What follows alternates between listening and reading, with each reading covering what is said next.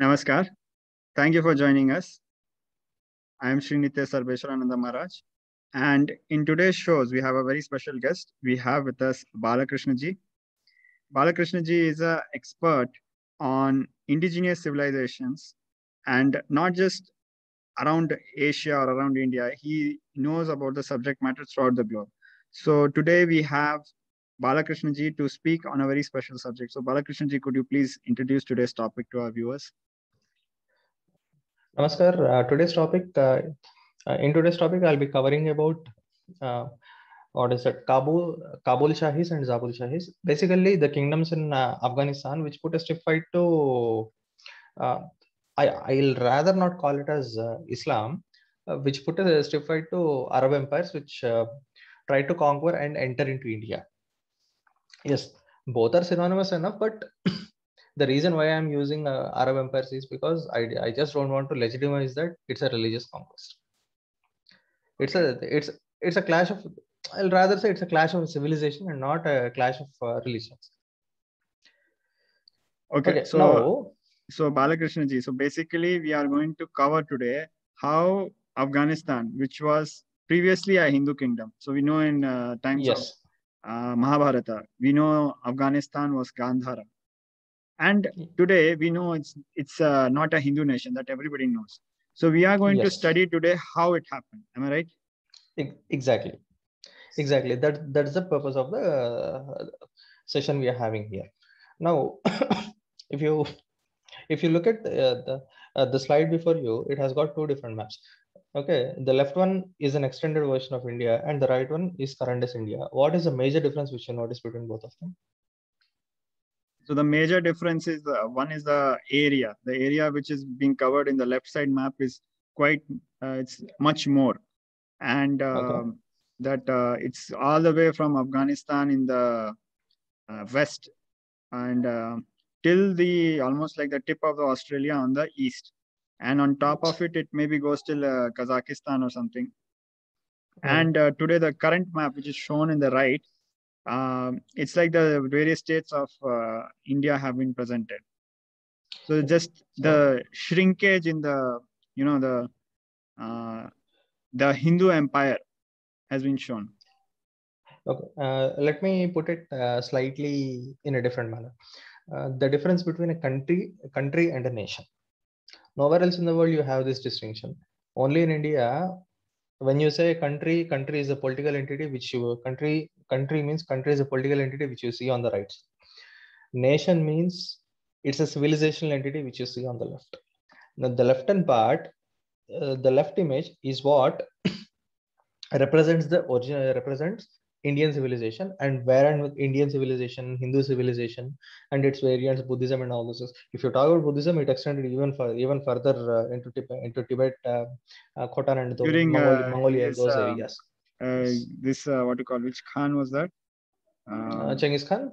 Genghis Khan and yes, slightly after Genghis Khan. Yes, Khotan was an early entry, but Genghis Khan and all those people, you will see that it extended into Mongolia and all those areas. Okay, the purpose why this image comes as a part of a discussion over Kabul Shahis is because see historically, if you notice that this is the whole area of India's civilizational expanse. But what do we have today? The first thing which we are having here is look at it. Afghanistan is lost completely. Pakistan is lost completely. Even India is not a Hindu country. It's a secular country. Whatever we have on right side, some of them are communist countries, some of them are communist countries, some of them are Buddhist countries. Or in some areas, they are slightly holding out to the traditional civilization, like parts of Thailand or Vietnam or Myanmar. But as a general rule, there is nothing like a single country for Indian civilization. We don't have it anymore. For Hindu civilization, yeah. For Hindu civilization, in spite of the fact that Hinduism is the third or fourth most populous language religion in the world, there is no country. There is no country for Hindus per se. What we have is a pseudo Hindu secular state. And that too pseudo Hindu because Hindus are in majority. Nepal is another. Nepal was the only Hindu kingdom which we had, but today it's also not a Hindu kingdom, in Hindu country. So just for our viewers to catch up with that concept, when we say a Hindu kingdom, we mean some country whose constitution recognizes Hinduism as the official state religion. That is a politically, we would call that country as a Hindu nation. Exactly. Because there is Mauritius, there is Suriname, there is India, there is Nepal. To some extent, you can call Sri Lanka. To some extent, you can call Sri Lanka as well. These have got, and these countries have got a considerable amount of Hindu population. But does the constitution protect guarantee Hinduism to the people following it? There is nothing like that. Exactly. It's just another religion. Only thing is more number of people are practicing it, but it's just another religion which they have gotten it. So ultimately, that is the question. What happened because of which Hinduism shrunk like this? That is the first question. Second question is, what if the same trend follows, what happens next? That is another open question which we have. Okay. So let's jump into the topic, Balakrishna ji. Sure. Then. You had some points being projected in the screen. Again, see, the left image is from a book on Mughals. Over some paintings over Mughal Empire, to be specific. Okay. There also, if you notice, you see a separate demarcation, right? See, the left part is different, top part is different, and southern part is different. And there is an overlapping area, which is fine, because if it is a borderland, obviously the borders will change continuously. So what does this actually signify? What does this image on the left actually signify? And what is it on the right side? From time immemorial, you will notice that Afghanistan was never a single country. It was always a combination of these three entities. That is one part which is a part of Persian culture, one part which is a part of Indian culture, and one part which is a part of Central Asian steppe cultures. Central Asian would be Mongolian kind of civilization, like not exactly Mongolia. What you have is Uzbekistan, Kazakhstan, Tajikistan, and Turkmenistan. Okay. Samarkand, and to some extent you can call Mazar-e Sharif and Kunduz as well as a part of Central Asia and not a part of Afghanistan. Okay. Even if you look at the time of if you look at the time of Alexander. So if I get it right, so one is the Hindu civilizational influenced part, which will be more of a like, of course, Hindu lifestyle, and then there is the Central Asian influenced lifestyle, which will be more like people who are maybe I can say kind of Genghis Khan kind of warriors, and they travel from one place to other, and they have a nomadic lifestyle, I should say, for example. Yes, partly nomadic, partly. Yes, and partly nomadic. Go on, please. And the Persian influenced part would be like, of course, how the the Muslim empires of that era were. Yes. And so the same thing, right? Okay, I'll come to that point in a while. If you notice, right, it's from the time of Alexander till today, we will notice this distinction. It's not just today's case. If from the time of Indus Valley civilization and from the time of Alexander's invasions, we will notice this distinction. There is always a Persian component. There is always a Persian component. There is always an Indian component. And there is always a Central Asian component there. If you take the case of if you take the period around Indus Valley civilization, in top what you have is something called TMAC, bacteria, whatever material culture, and south you have Indus Valley civilization. Left side there is nothing at all. It just acted as a road till a road to Babylon and other Central Asian and other Middle Eastern kingdoms. Come to Alexander's period, you have the same distinction here. Only thing is Indian borders were there at Khyber Pass at that period, and the left-hand part was anyways Persian. The northern part was under control of those Central Asian nomads, and some Swat, Kabul, not exactly Kabul, south of Kabul, Swat. These areas were under Indian control. That was, and then you come to 700 AD or something, approximately, when Arabs were entering this area. Then also it's the same three kingdom picture. Left side it was Persia first, and then Arabs. Below it was what is it, Punic Empire, which was even though it originated in Central Asia, you will notice that these Huns ultimately they settled, they became an Indian kingdom in due course of time. And in the north, you have a successor of the Huns, which is Tokaristan. And now come to Mughal period. It's the same picture. This map itself comes from the Mughal area, and that is a clear indication that this demarcation exists. And to be more specific, the upper part is the Emirate of Bukhara, left is Safavid Empire, and south is Mughal Empire. Even in 1800 AD, north was Emirate of Bukhara, which became Emirate of Kunduz. Left was again Persia. Right was Afghan Empire. Now coming to the right image. This is today's Afghanistan based on demographics. If you notice, the bottom part is Pashtun. These green parts are Dari or Persian.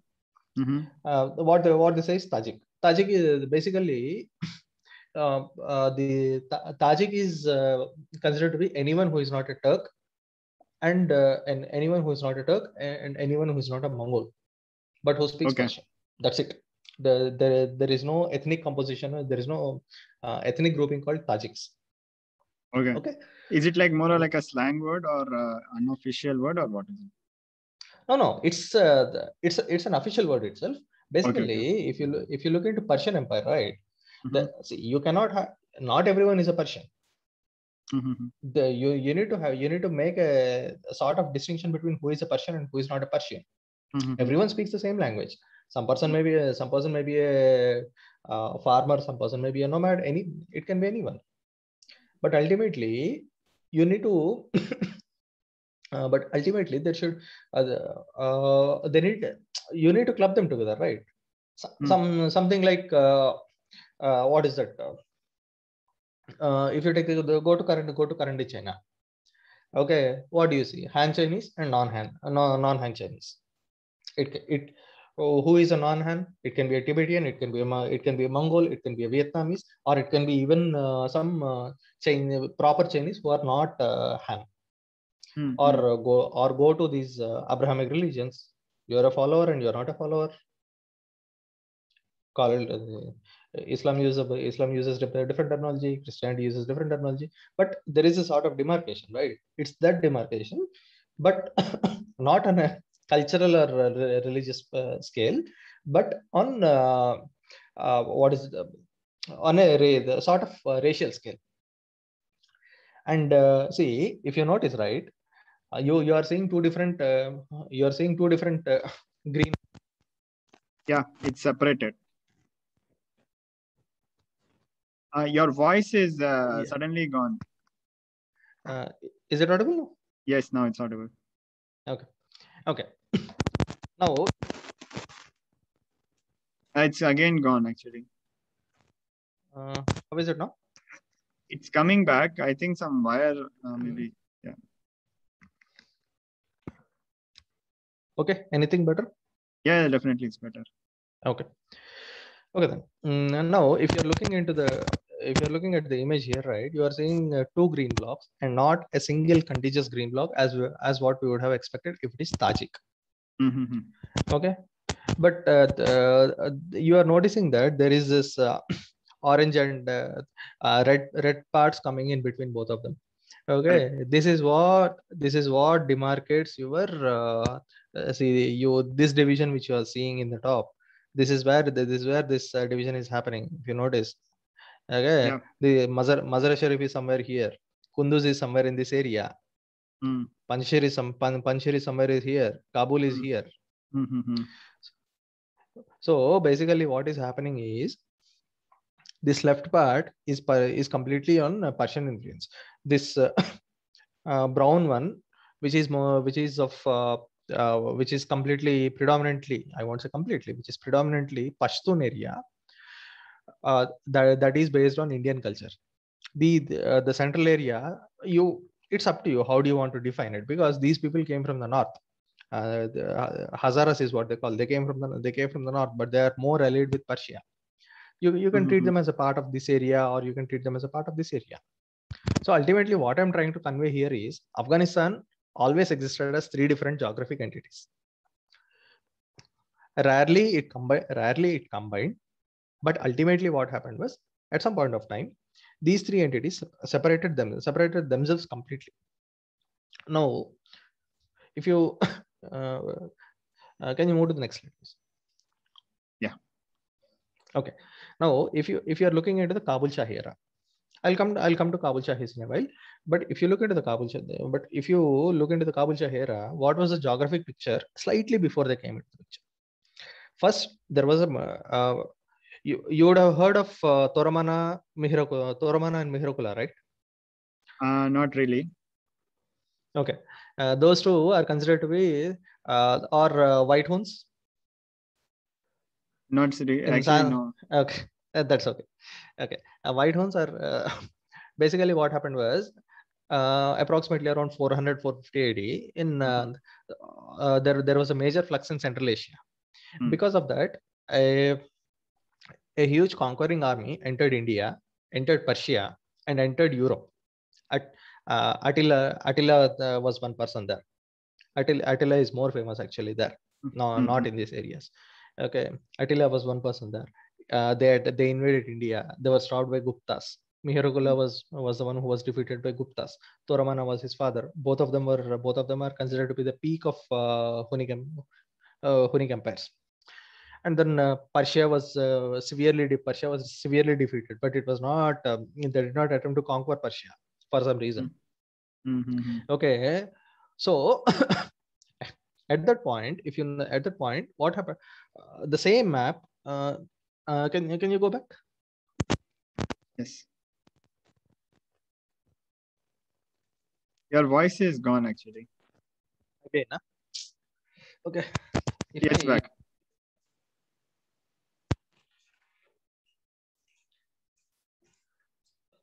Is there more noise now? No, it's actually fine. Okay. When the Huns entered the picture, what you will notice, right? This whole area, they came from the north naturally. This whole area was the first thing which they conquered, and then the next part, there were two movements: one towards Persia and one towards India. And at some point, both Persian and Indian kings, they joined forces to defeat them and push them back. Okay, after they were pushed back, what happened? They did not go back to Central Asia. They were stopped somewhere. They were stopped somewhere near Indus and Jhelum rivers. That was the traditional border of that was the traditional border of Gupta Empire. Okay. After that, these people they settled in that area and they effectively became locals. The local rulers in that area. Okay, and then what happened? See, this picture which we are seeing with respect to Afghanistan and all these things, right? This kingdoms coming in one after one. This is what the whole history of Central Asia is. So what happens? Something happens in Central Asia. People move towards India or China. People move towards India, China, or Persia. And generally, the movement happens towards India and Persia. It always happens like that. If you take the case of Kushanas, what happened? We don't know. Why did they suddenly come into India? They were there somewhere near Mongolia, West Mongolia, right? When they and why did they suddenly come into India? It's the same picture. And then you see these people, you see Mongols. It's the same thing. Something happens in that area, and they're up towards either India or towards Persia. That is any direction in the west. Hmm. In fact, Mongols, right? They did not. They entered Russia through Iraq. Sorry, through Iran and Iraq. They did not enter Russia through the direct path north of Okay. Caspian Sea. Okay, that invasion which went through Caspian Sea, the north of Caspian Sea, that was the second invasion. The route they got to know of the route after defeating the Russians in the first invasion, which went through Baghdad. Okay. Okay, so so So basically, this was their preferred part. So they will come from Central exactly. Asia. They'll come down to this. I can say the Afghanistan region and the Middle East. I can say, and Not anything they even want to Middle go East. to north, also Afghanistan. they will go like this. Yes, not see. There is nothing available in Middle East. If you want food, you will have to you will have to come to India or Persia. There is no other way. There is no other area if there is a famine. These are the only two areas available in the whole world. If if there is a famine, if there is a flood, if you were the if there is a severe cold wave, people will run towards India. There is no. They don't have any other option. Okay, so that's a very interesting point. So in calamities, and since it's coming from you because you have read so much of history, so in any calamity, natural calamity, war, or any kind of problem, they have no other place to run other than the Bharat, other than India, Yes, nothing else. yes. That is because you look at the concept of these Silk Roads. Okay, what is Silk Road? What information do you have over Silk Road, or what information can So you share Silk over Road the is basically a trade route going all the way from China to maybe almost I can say Europe. Okay, Western Europe. And what are the other major branches?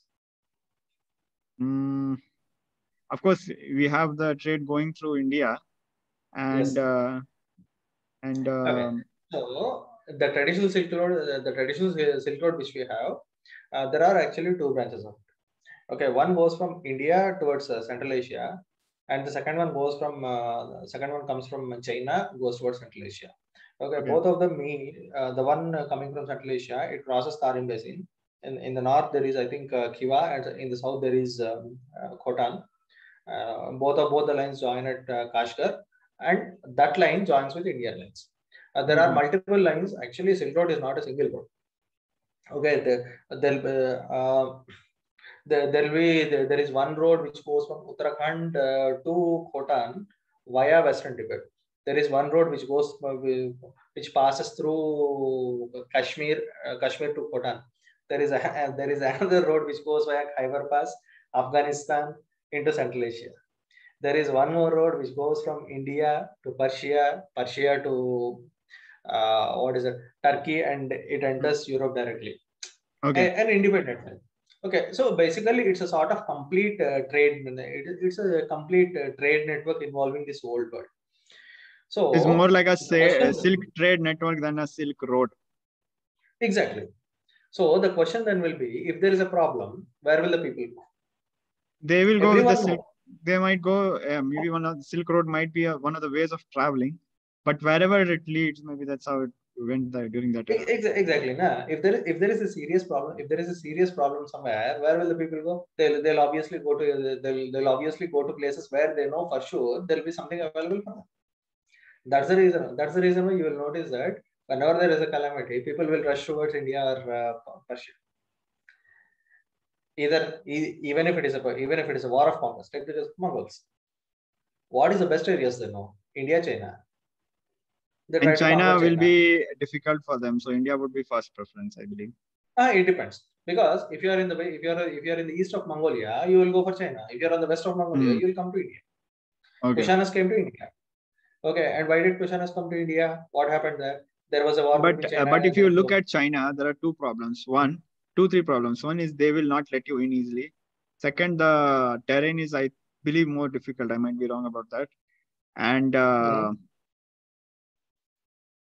third, they had some kind of this Great Wall of China was the whole concept was to stop people coming. So maybe they had a That, kind of see, military force also. no, see, that is a good point which you touched. See, when you are saying Great Wall of China is built to stop these people from coming in, it directly means that people are coming in, right? Correct. It directly means that people are coming in, right? So, so if Great Wall of China, and that means China was continuously facing invasions like this. Hmm. In the same way, India was facing invasions in this direction. China was also facing its own invasions. Example, I took the name of Kushanas, right? What exactly happened there? There was a war between China and Xiongnu. Hmm. That's a steppe kingdom which is present in Mongolia area. Okay, and China defeated Xiongnu, and these Xiongnu were retreating back, and they landed up in the areas where these Kushanas were there. Because they landed in the area where Kushanas was there, these Kushanas had to run away. And where will they go? They will come to us. That is exactly what happened. Okay, this is the reason why you will see this. You will see this demarcation continues. This is one of the reasons, because Afghanistan is a completely mountainous country, and if you look at if you look at the physical map of it, right, you will see a chain of mountains running diagonally, something like this. Okay, there are 2 or 3 ways. One, you can come from the west through the deserts. This Helmand and these sort of areas. You can come through that area even before the mountains start, or and there also to enter into India, you need to cross the mountains. From India, you will have to cross. If you want to go towards north, you will have to cross the mountains. You have this Khyber Pass here. You have Bolan Pass there, and go north. What do you see? You have that Hindu Kush Mountains, right? Where Salang Pass is in the recent fight between Taliban and Northern Alliance. There was a massive debate over Salang Pass. Like these people from Panjshir were trying to destroy the Salang Pass. Forget about Salang Pass. Even Panjshir itself, that itself is a valley, right? And Panjshir area is known as one of the major areas in the whole world where emeralds are produced or mined, to be exact. And the Badakhshan is known for lapis lazuli. So the whole belt, that is Badakhshan, that is the whole belt, right? That area is famous. That area is famous for industry. Is famous for gemstones. So if you need gemstones, naturally you'll have to trade with those people. That is the reason why there was always a trade. Why, you may ask, why do I need to cross all those dangerous mountains and go there? What is there for India? What is there for India in those areas? India is self-sufficient itself. Why do you want those people can come in? That is their problem. But why is it a matter of concern for India or for anyone in the world? Because that area is known for mines. Heavy means heavy mines. Even today, if you look at it, what is the China or China in Afghanistan? What is the thing? Lithium mines. Whole lithium mines in northern China. That is one of the northern Afghanistan. Copper mines somewhere near Kabul. To be exact, Jalalabad. All these things, right? Everyone wanted. There, Afghanistan always had resources. And another problem, the one thing is Afghanistan always had resources. And another thing is, because it is on the way towards India and Persia from Central Asia, it was always in flux. Basically, there are 2 things. As you're saying, one is the mineral resources. Second is, it's not even 2 points, it's 3 points. It is close to India. So all those who want to go to India, they will also come. And all those who want to go to Persia, they will also come. Yes, exactly. It's the gateway to India and Persia from the north. That is one thing. And another thing here is Afghanistan is, if you want to reach India from Persia, then also you'll have to come through Afghanistan, right? Correct. Okay, because the Baloch Desert is not conducive enough for human living or human transport also. It's not even conducive. Even today, if you go and look at the population of Baloch, what is it? It's nothing. If Pakistan is interested, it can put more Punjabi soldiers in Afghanistan as compared to total Baloch population. That bad the situation there is. They are fighting for their independence. That's a different game altogether. But the thing is, That area Basically, is it not is at a all sparse population because of very tough climatic conditions, tough climatic conditions and tough geographical conditions. geographical Both of them. conditions. Mm-hmm. Yes. Okay. So now back to the topic again. Basically, if you somewhere around, so these Huns, they were the ones who occupied the whole, who came from the north, and forget about what happened in India, forget about what happened in Afghanistan, in Persia. Ultimately, after they were pushed out of India and Persia, they settled, they made Afghanistan their homeland. When I say Afghanistan their homeland, it's not just Afghanistan. Afghanistan plus Kashmir plus the Khyber Pakhtunkhwa and Punjab. The whole area was under their control till the last. When was it? Somewhere around 630 or something. That was when we hear 630 about CE. the last. Okay. Yes, 630 AD. That was when we hear about the last king of last Huni king. He goes by the name Narendra Aditya, Kingala Narendra Aditya. That's So his name. Narendra Aditya was Buddhist or Hindu? They say he is a Buddhist, but Kalhana doesn't talk about his religion. If I remember correctly, Kalhana, he doesn't talk about his religion. He says that Kabul Shah, he says that Kabul Shahis are Kshatriyas, but he doesn't talk about Narendra. So what I feel is during, what I feel is actually in a very the dharmic religions, we always have multiple faiths living together.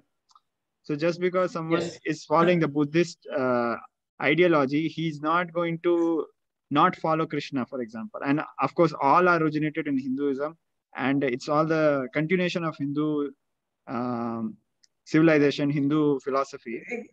Exactly. See, here we are looking at, today we are calling Hinduism and Buddhism as different, but at that point they did not treat it like that, right? Example, I'll give you one good example. Okay, this Kashmiri kings are not Buddhists, that we know, accepted, right? Now, when Kashmiri kings are not Buddhists, what happens? We know of at least two Kashmiri princesses who went and married into Khotanese royal family. Mm-hmm. But they are known to be Buddhists. Khotanese kings are considered to be one of the most important. Khotan is considered to be one of the most important Buddhist kingdoms in all history, all over the world. Okay, not even Mauryan Empire, anything, because Mauryan Empire was only Buddhist for what, 150 years maximum. Ashoka till who was the last one? Dasratha, I guess. Brihadratha. Ashoka till Brihadratha. Okay, it was only 150 years. After that, where do we see Buddhism in India? It effectively disappeared. Khotan is the area where Buddhism survived for almost 1,000 to 1,500 years before it was conquered by Muslims. In fact, Tibet also became Buddhist after Khotan. Okay. And Tibet also became Buddhist after Khotan, and there is a heavy influence of Buddhism. There is a heavy influence of Khotan on Tibet and Tibetan Buddhism also. In fact, when Khotan fell to Muslims, the traditional they actually name fled to Tibet. One part of them fled people fled to Tibet. People fled towards Kashmir. People fled to Tibet. People fled towards Kashmir. People fled everywhere. Fled towards Kashi. They fled towards. Exactly. In fact, when Khotan fell, right, and information is lost, that area is completely Islamized. I said those areas do not have much population, right? That area was completely Islamized. When they started looking into their old records, what did they notice? They noticed the traditional name of the traditional Sanskrit name of Khotan in the books and all this, Gosthana or something. People, they were not able to see. They were not able to understand where that place is.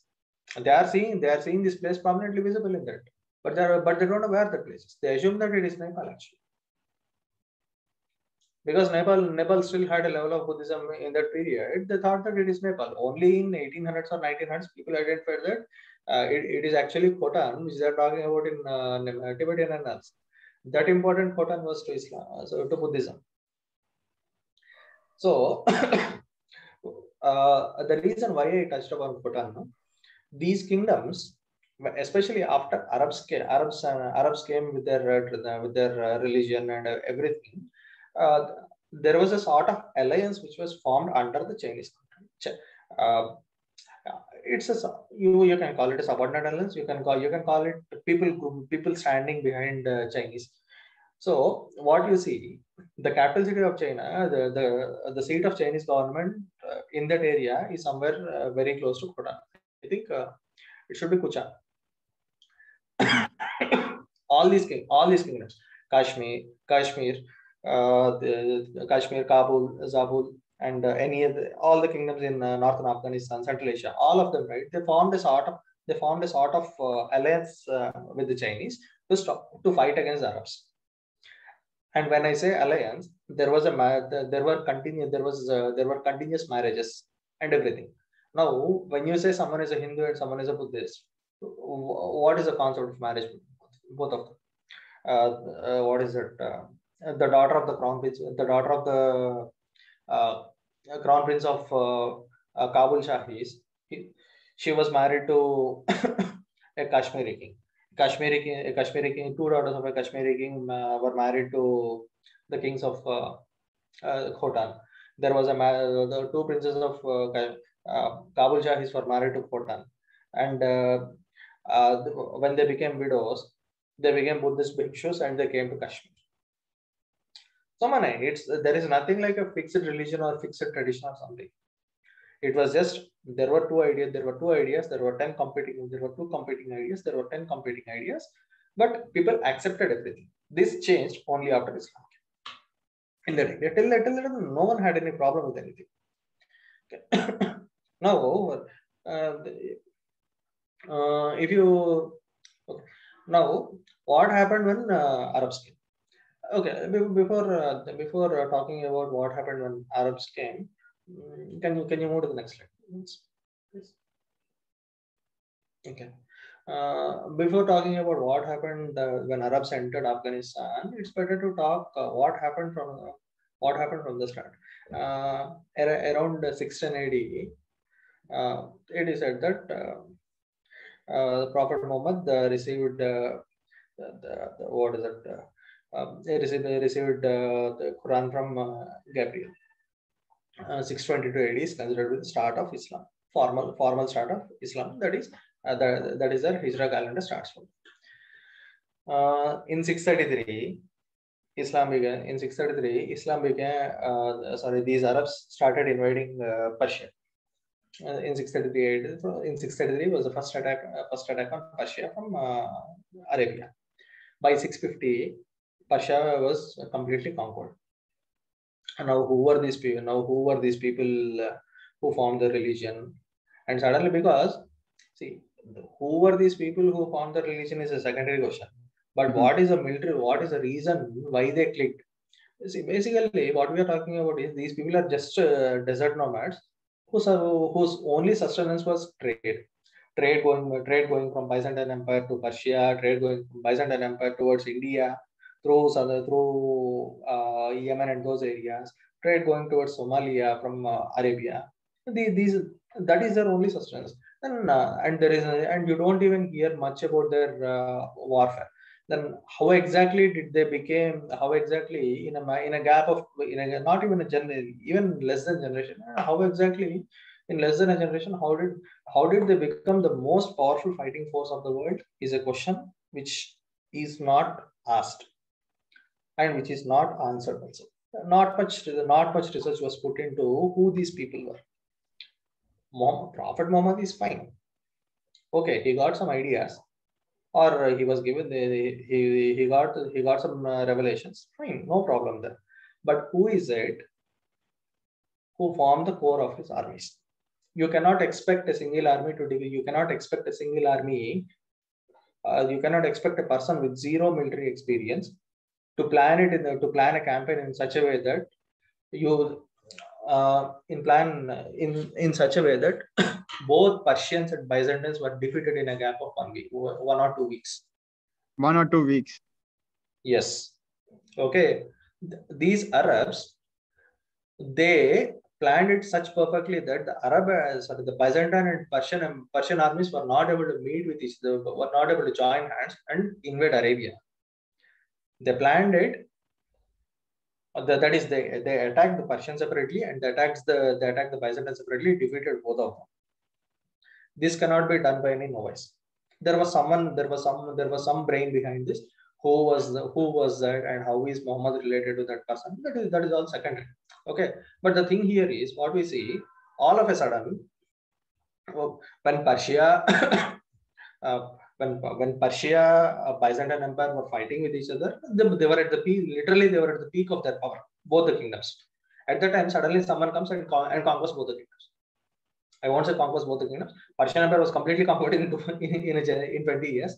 Okay, and Byzantines were pushed out of Asia and Egypt in the same period. By within 25 years, Byzantines was even Istanbul was under Constantinople. I would call it Istanbul. Constantinople was under siege. That powerful they became. How? We don't know. Who were those people? We don't know.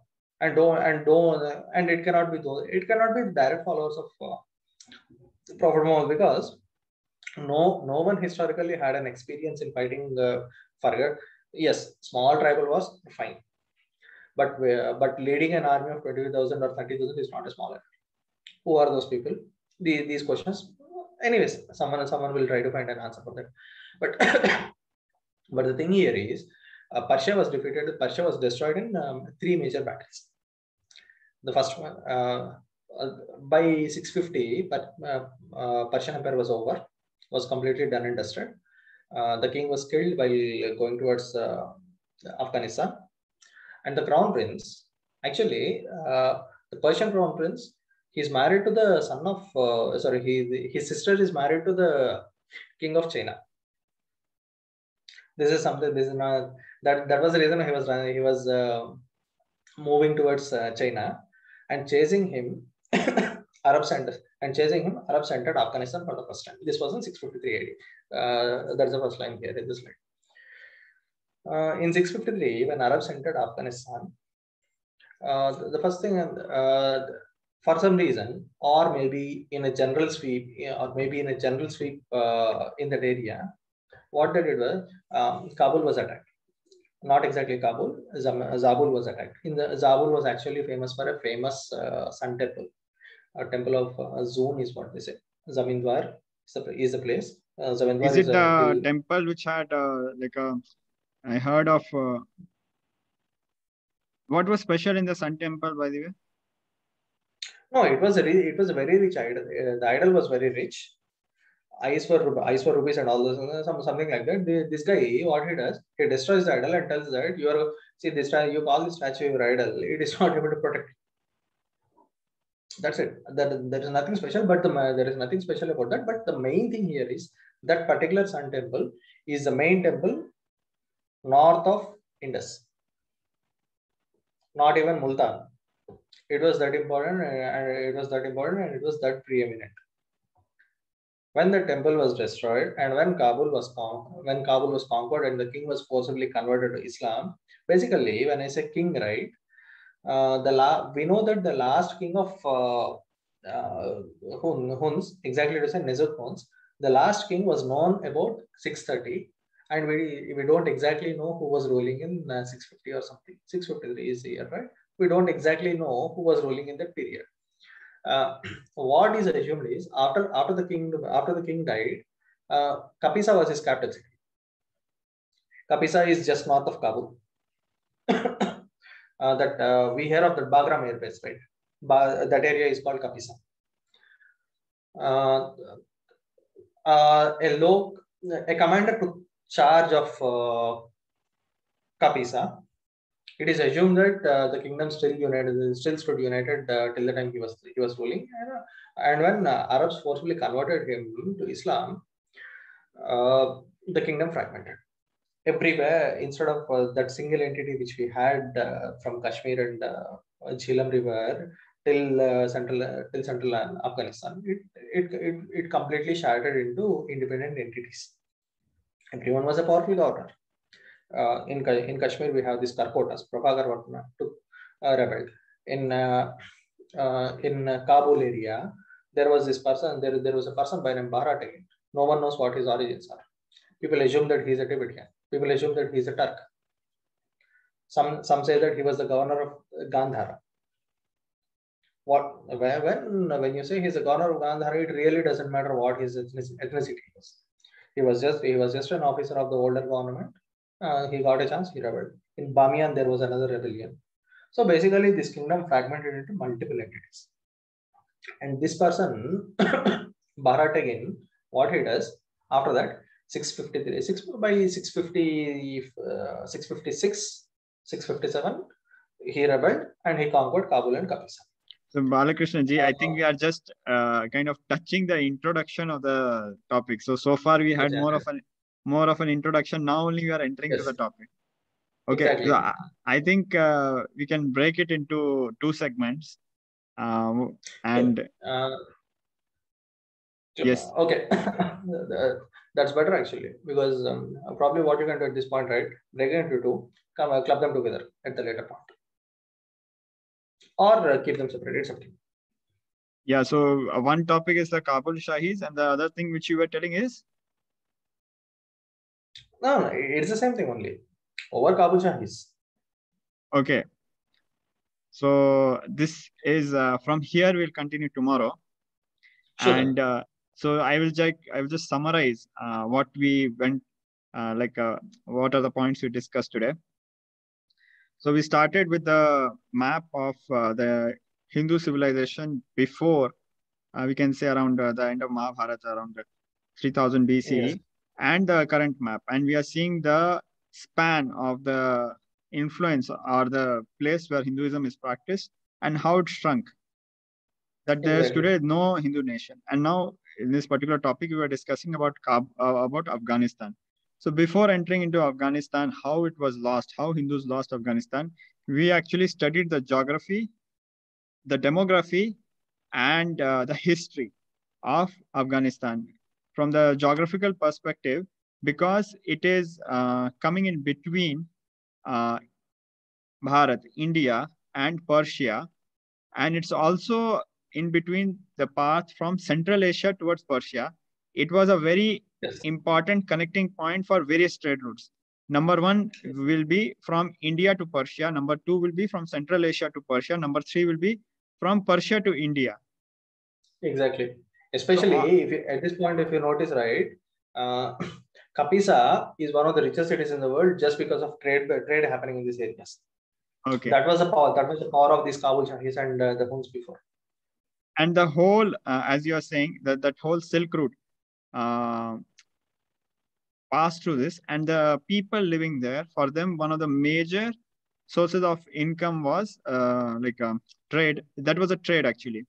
I believe the tough climatic conditions does not give them too many crops, and this trade was a very important part of the economy. Exactly. So this is one part, and the second part is that anytime there is a famine or anytime there is a war, this people would go through Afghanistan towards India or towards China for protection, for a better climate, for various reasons. So that is how Afghanistan has always been a very important place where various I can say people groups, various civilizational people groups always were present, and it was essentially divided into three parts. One is the Persian influence, one is the Central Asian influence, and one is the Hindu influence. These three people always existed, and it was essentially divided into three parts. It was never a single country per se. Yeah. And we are talking about something around 650 AD, where we had the last king of Hindu king of Afghanistan. He was a Hindu Buddhist king. We don't know exactly, but for that era, it's like same. And even today, actually, Hindus and Buddhists, we don't necessarily see them as separate. But for the benefit of being precise with the words, he was a Hindu Buddhist king. And during this time, around 623, I might be a little bit wrong with the dates, we had Islam originate in the Central Asia and conquer both. Not Central Asia. Islam originated somewhere in Arabia. Arabia. So originating in Arabia, and then they capturing both Arabia and the Persia and Arabia, and then from there they invading Afghanistan, and that is where till where we have gone through today, and we'll be continuing from here in the next session. Okay. Right. So yes. So thank you so much, Balakrishna ji. Like the few of the details were very intriguing, and I think maybe tomorrow we can do better slides so that we can help the viewers also to follow, because the details, especially related to the map, are not so visual by the Exactly, because verbalization. that map, right? It just gives a it just gives a it shows the demarcation which existed Demarcation. historically. There is nothing more than that in that map. Okay. So let's probably you may need a better physical map or something to understand why the maybe demarcation. Yeah, maybe tomorrow we can share the screen from your side, so your cursor can maybe guide the people to understand the intricacies. That's all. Okay, so thank you to everybody for joining us, and it's a very interesting topic, and we'll be continuing tomorrow, and that's it for now. So thank you for joining us. We'll close with the Purna mantra. Om Purnamada Purnamidam Purnat Purnamudachyate Purnasya Purnamadaya Purnamevavashishyate. Om Shanti Shanti Shanti. Hari Om Tat Sat. Sarvam Bhagavad Nityananda Parameshwaram Padukarpanamastu. Om Nityanandam. Thank you so much, Balakrishna ji, and I look forward for tomorrow's session. Sure then. Same here. Okay.